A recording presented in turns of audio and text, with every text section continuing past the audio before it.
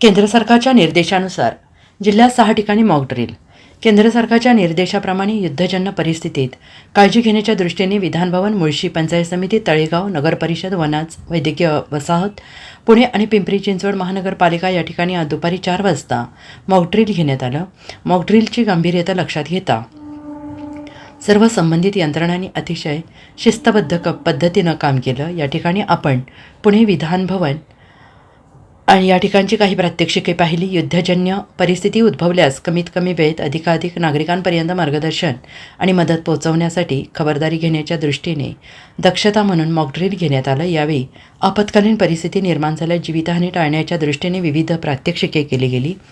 केंद्रीय संरक्षण दल, राष्ट्रीय आपत्ती प्रतिसाद दल, राज्य आपत्ती प्रतिसाद दल, जिल्हा प्रशासन, पोलीस महानगरपालिका, नगरपालिका, आरोग्य, अग्निशमन दल, महाविद्यालयीन विद्यार्थी, राष्ट्रीय छात्र सेना, राष्ट्रीय सेवा योजना, नेहरू युवा केंद्राचे समन्वयक यांचा मॉकड्रिलमध्ये सहभाग होता. आज सकाळी 10 वाजता सर्व विभागासोबत मीटिंग झाली होती.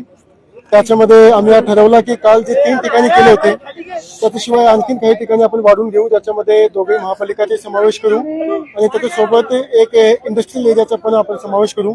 तर त्याच्या अनुषंगाने आपण सर्व शहरी भाग, इंडस्ट्रियल एरिया, ग्रामीण भाग आणि एक छोटा टाउन असे 6 ठिकाणी आपण आज 4 वाजता मॉक ड्रिल सुरुवात केली.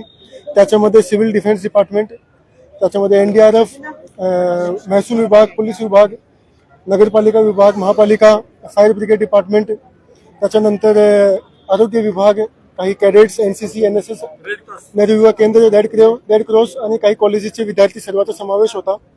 त्याच्यामध्ये आपण मॉक ड्रिलमध्ये सर्व गोष्टीचा समावेश केला. सुरुवातीला त्याच्यामध्ये सायरन वाजला, त्याच्यानंतर बॉम्ब जे आहेत त्याची बॉम्ब सुद्धा आपण ड्रॉप केला आणि त्याच्यानंतर काही लोक जे आहेत ते आत अडकले होते, काही लोक बाहेर आले. जे लोक आतला अडकले होते त्या लोकांना बाहेर आणण्यासाठी NDRF आणि बाकी डिपार्टमेंटने समन्वयाने काम केला. आरोग्य विभाग, फायर ब्रिगेडने त्याचं काम केलं आणि त्याचा आपण रिस्पॉन्स टाइम बघितला की ते किती वेळेत ते काम करते. ते सर्व विभागाचा जे रिस्पॉन्स टाइम होता ते योग्य पद्धतीने जेवढा असला पाहिजे त्या पद्धतीने त्यांनी रिस्पॉन्स दिला आणि ह्या जवळपास 25 मिनिटांमध्ये आपण संपूर्ण प्रक्रिया जी ते संपवली आहे. सर, जिल्ह्यात किती ठिकाणी हा सगळा मॉकड्रिल झालाय? तुम्हाला रिपोर्ट कुठून आल्या? आज 6 ठिकाणी आपण केला आहे. त्याच्यामध्ये जसं की मी सांगितलं की एक पुणे काउन्सिल हॉल ज्या ठिकाणी आपण आता उभे आहोत त्या ठिकाणी केला आहे.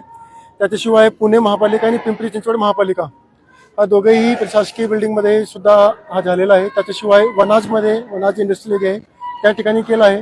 त्याच्यानंतर मुळशी त्या ठिकाणी आपण केला आणि मुळशी पंचायत समितीमध्ये त्या भागाचे काही ग्रामपंचायतचे सरपंच, उपसरपंच, तिथले ग्रामसेवक ते त्या ठिकाणी होते. कारण काय की गावामध्ये सुद्धा याच्याबद्दल जनजागृती अवेअरनेस झाली पाहिजे.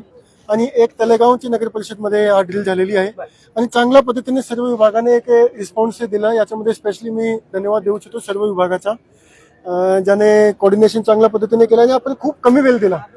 आमच्या कालपासूनच नियोजन होतं की आम्ही 6 ठिकाणी करणार आहोत, पण आम्ही टेक्निकली ते 3 ठिकाणी आज सकाळी सांगितले, जेणेकरून आपल्याला बघायचं होतं की जर आपण कमी वेळ दिले तरी सुद्धा सर्व डिपार्टमेंटची तयारी असेल का. तर त्या डिपार्टमेंटची तयारी होती. इमिडिएटली फायर ब्रिगेड डिपार्टमेंट असेल, आरोग्य डिपार्टमेंट असेल, तर सर्व लोकांनी 3-4 तासामध्ये तयारी केली.